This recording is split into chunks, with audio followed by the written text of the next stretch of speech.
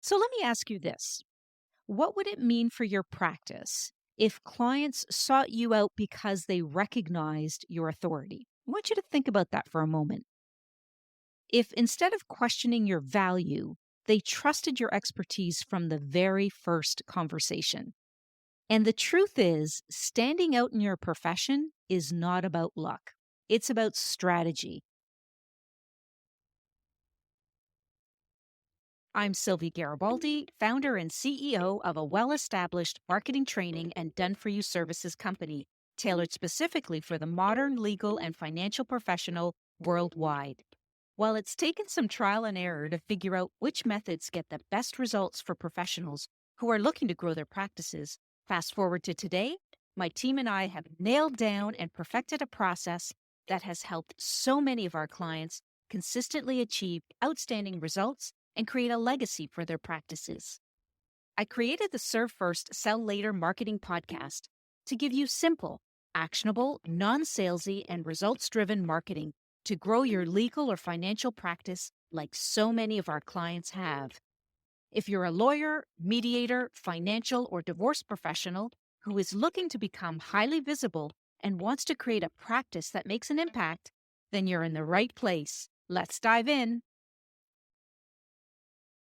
Welcome back to episode number 63 of the Serve First, Sell Later marketing podcast. I'm your host, Sylvia Garibaldi, and today I want to ask you an important question. Have you ever felt undervalued in your professional practice? And if you're nodding your head, you're not alone. Many of us face common challenges, such as clients trying to negotiate lower fees, people questioning your expert advice, maybe difficulties securing new clients. And these issues often come from one root cause, and that is a lack of perceived authority. So there is some good news here. You don't need to be a famous author or have a massive online following to command respect in your field. So in today's episode, I thought it was important for us to talk about practical strategies to boost your professional authority and to really attract clients who value your expertise. And some of the things I'm going to be covering include how to effectively showcase your knowledge, how to build that trust with potential clients, and really how to use your experience to stand out in a crowded market.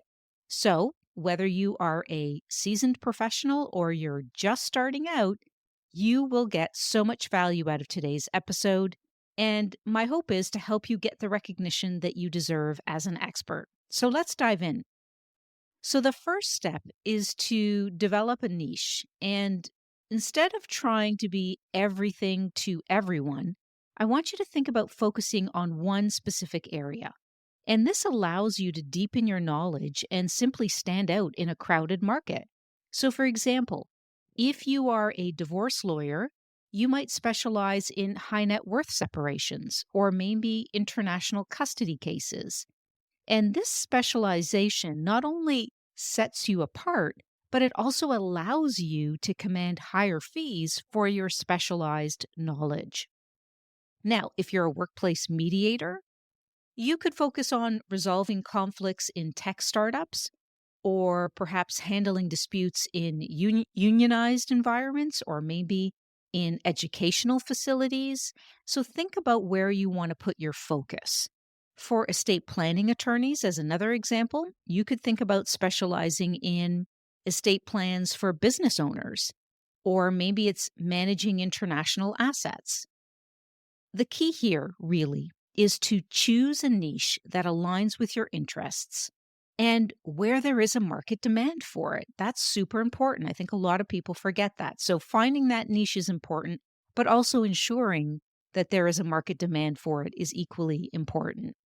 And so, once you've established your niche, the next step is to really create valuable content.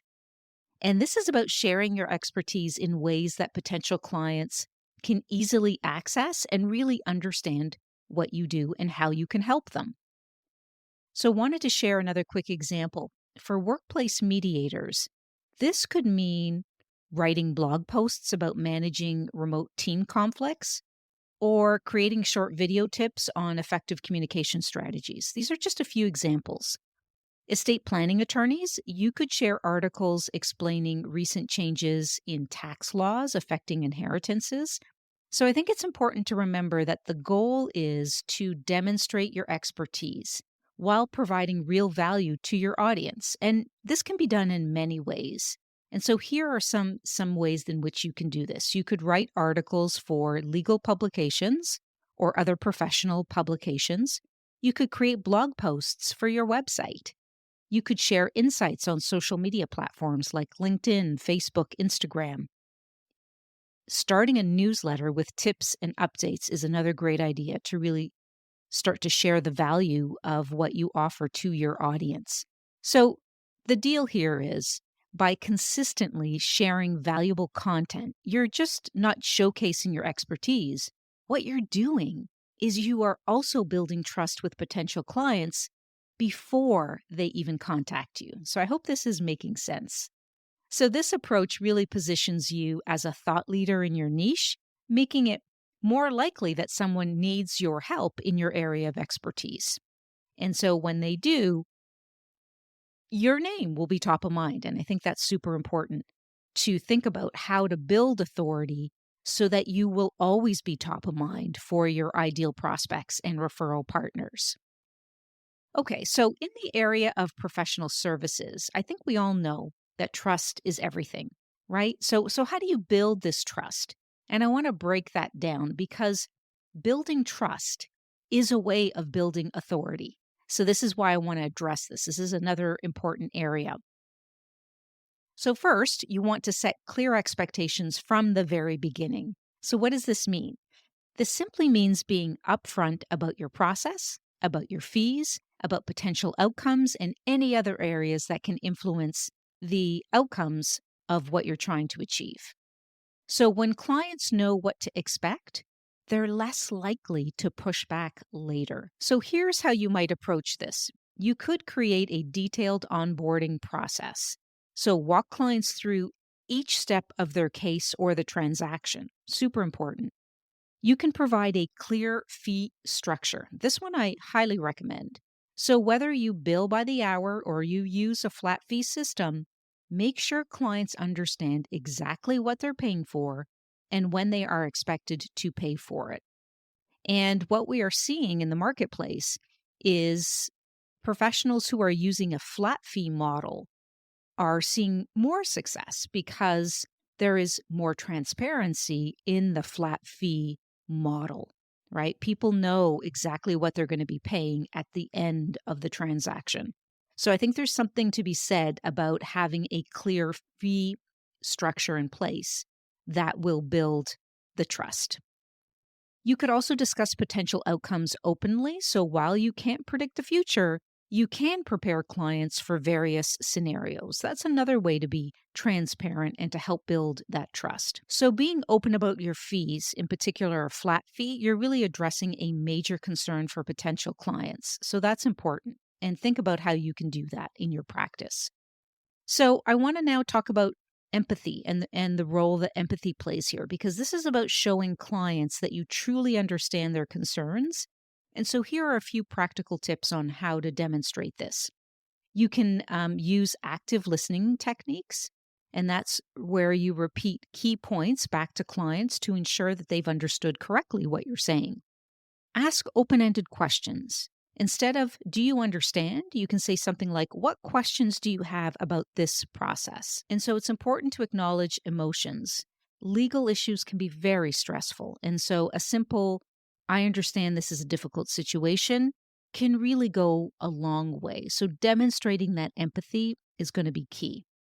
So we all know that empathy can significantly increase trust in professional relationships. And I think by demonstrating that you understand and you care about your client's concerns, you're really just laying the foundation for a strong, trusting relationship. So remember, transparency and empathy aren't just nice to haves, they are truly essential tools for building your authority and credibility as a professional in your space. So, next, I want to talk about showcasing the positive experiences of your clients and how that can help build trust with potential new ones. So, what exactly do I mean by this? And so, really, this is all about testimonials, and they are powerful tools that can significantly influence potential clients. So, a question I get asked a lot is, well, how do I collect and showcase these testimonials effectively? So, I want to share some key strategies with you. And I think the first one is to understand that timing is crucial. So, it's important to ask for testimonials when the client's positive experience is fresh. So, this could be right after a successful case resolution or at the end of a smooth legal transaction. It could even be when a client says, "Thank you, this has really been helpful," right? When they're demonstrating that they're appreciative of your work. Those are other clues that it could be a good time to ask for a testimonial. The second way is to really make it easy for your clients and referral partners. So use a simple form or a questionnaire. And what this does is it not only makes it convenient for clients, but it also helps you gather consistent, useful information. The third way is to ask the right questions. And here are some effective questions that you can consider asking. So, for example, what specific problem did we help you solve? Or how did our services impact your situation? Or would you recommend our firm to others and why? You can also ask, what was your before and after scenario? And how did we help you with the after scenario?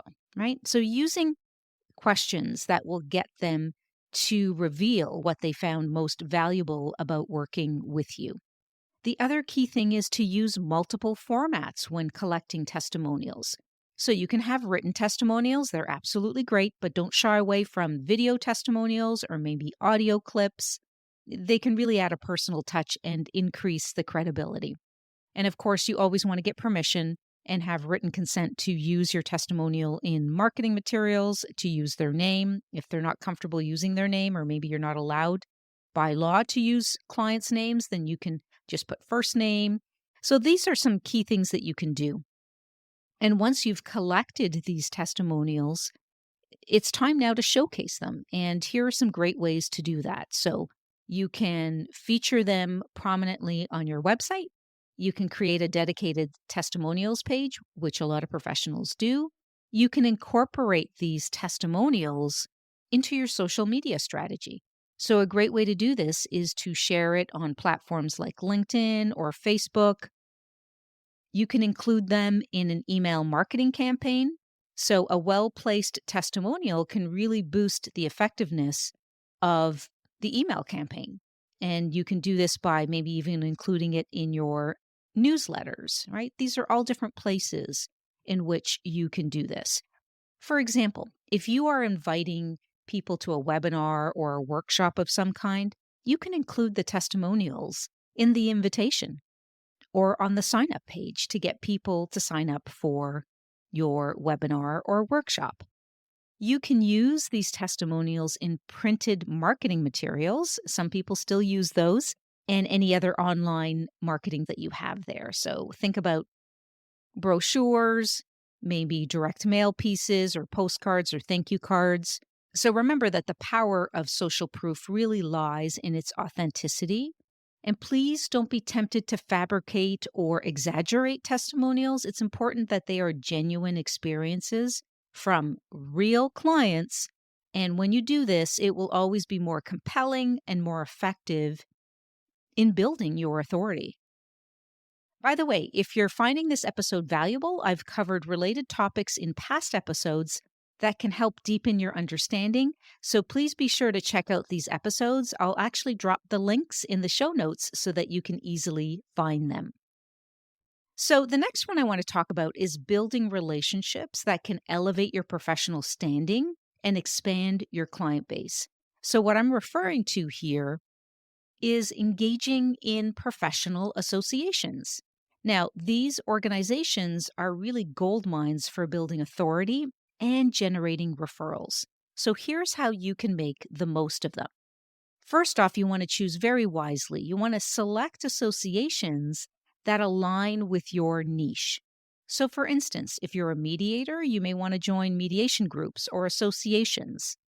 You want to attend events regularly, and I think it's important to make a point to attend conferences, seminars, and local chapter meetings as much as possible. Some professionals love to volunteer for leadership roles, and this could mean, serving on a committee or organizing events. So I urge you to think about if this is something that you want to do and how much time you can dedicate to this, because these positions can increase your visibility and demonstrate your commitment to the field and hence bring in more referrals. But, it's important to assess what time you have available to commit to these organizations. So, another key thing that you can do is you can present at conferences. So, think about sharing your expertise by speaking at association events, because this can really position you as a thought leader in your niche. You can contribute to publications. So many of these associations have journals or newsletters, and writing for these can actually showcase your knowledge to a targeted audience. So think about that as well. So I want to talk about how to cultivate relationships with other professionals because I think that's pretty important. So this strategy is about building a network beyond your existing circle of acquaintances. And so here's the best way to approach it. You want to identify complementary professionals. So think about who else serves your ideal clients. So, for example, for estate planning attorneys, it could be financial advisors or accountants. For corporate lawyers, it could be business consultants or HR professionals. For family law lawyers, it could be therapists or divorce financial professionals. So think about who these complementary professionals could be.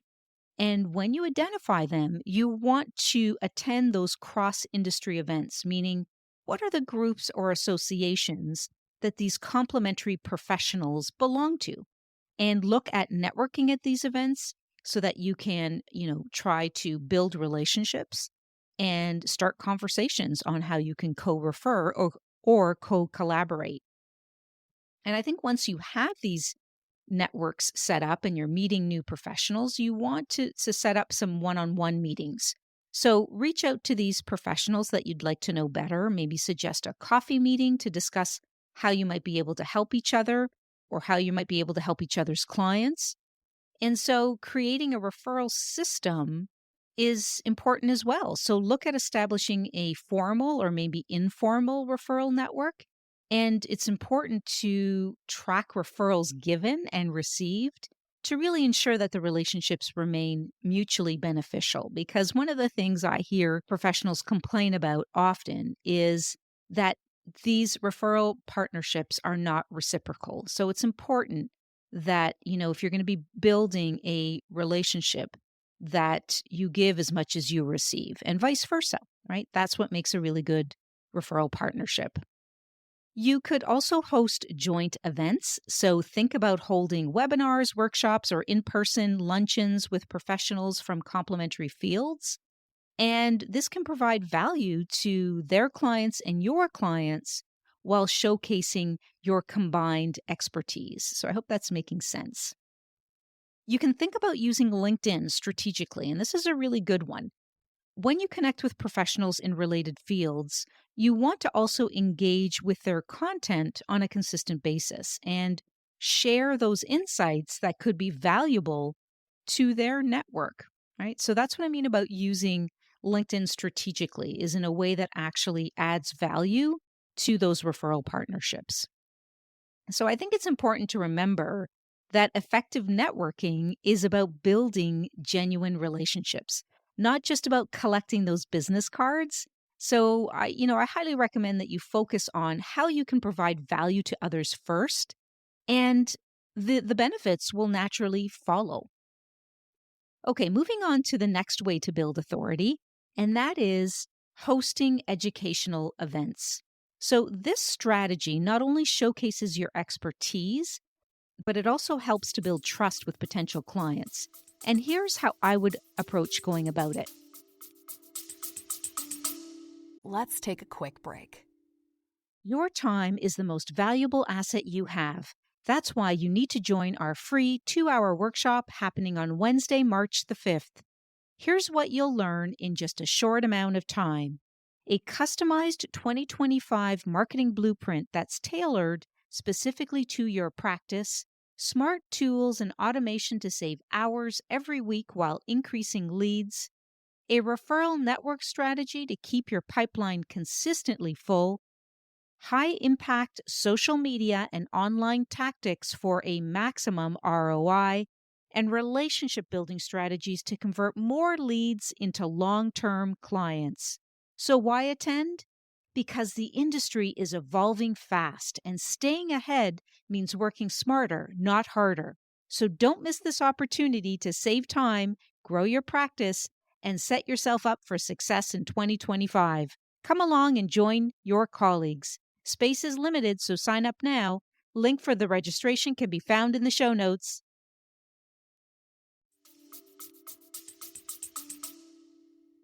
First step is you want to choose relevant topics. Okay, so select issues and topics that you know your target clients or referral partners are really most concerned about.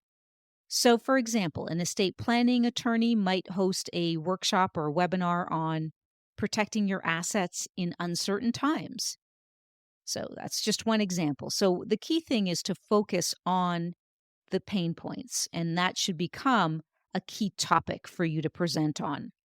Next, you want to decide on the format.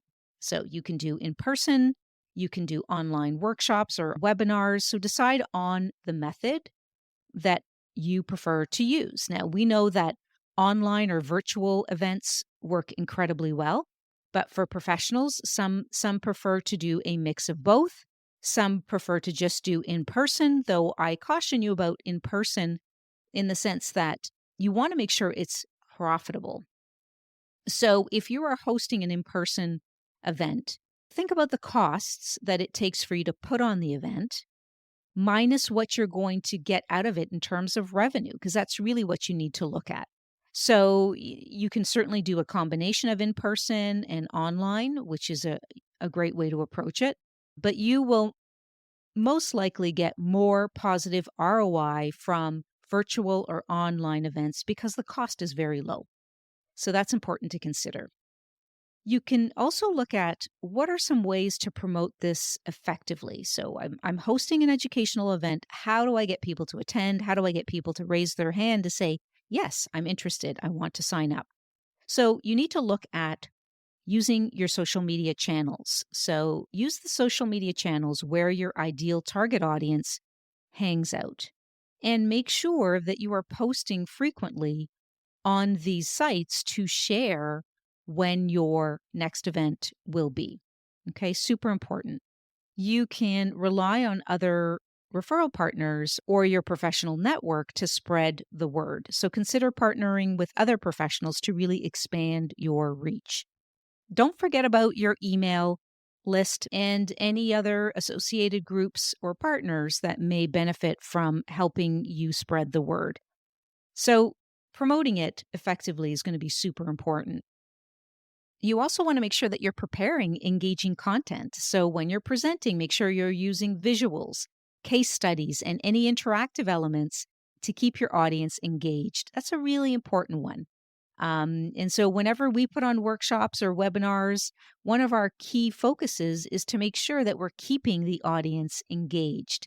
And a way that I do that is I ask them a lot of questions. I get them to put their answers in the chat box. We have some ways for them to actually rate themselves based on some of the concepts that I'm teaching. So there's many different ways to create engagement. So I urge you to think about some of the key ways that you can do that when you are hosting your educational event. Follow up. Follow up is super important. Many professionals miss this step. And so after the event, it's important to send attendees and registrants additional resources or offer them a free consultation or maybe some other value added session. This can really help convert attendees into clients. So whether they show up live or not, they are still worth pursuing or doing the follow up with. So I always say the follow up should be for those that were registered and showed up, and those who registered and didn't show up. Plain and simple. So follow-up should take place with all registrants. You want to repurpose content. So if you're developing a presentation and it's being filmed, or maybe you're recording your webinar, you want to break those down into shorter videos for social media. That's a great way to create an omnipresence and to repurpose your content. Another thing you can do is you can transcribe them into blog posts or articles or social media posts as well. So here's a pro tip I want to leave you with. Consider hosting a series of events rather than a one-time event. So what I mean by that is maybe a series of workshops or a series of events, something that is ongoing. And what this will do is this will help you build a loyal following and establish yourself as the go-to resource in your field. Super important. I want to stress this point. If you want to build authority, you really need to ensure that your events, whether they are in person or online events or webinars or workshops, that you create some consistency, because that will help you build authority very quickly. So by implementing these strategies, you're not just sharing your knowledge, you're really positioning yourself as a thought leader and building meaningful connections with potential clients. So let me ask you this. What would it mean for your practice if clients sought you out because they recognized your authority? I want you to think about that for a moment. If instead of questioning your value, they trusted your expertise from the very first conversation. And the truth is, standing out in your profession is not about luck. It's about strategy. And so in this episode, I've covered key steps that can help you build that authority by establishing your niche, creating that valuable content, building trust through transparency and empathy, and really leveraging client testimonials. And don't forget about networking with the right professionals, and very importantly, hosting those educational events consistently so that you can be positioned as the go-to expert. So what I want you to know is this. These aren't just nice to have tactics.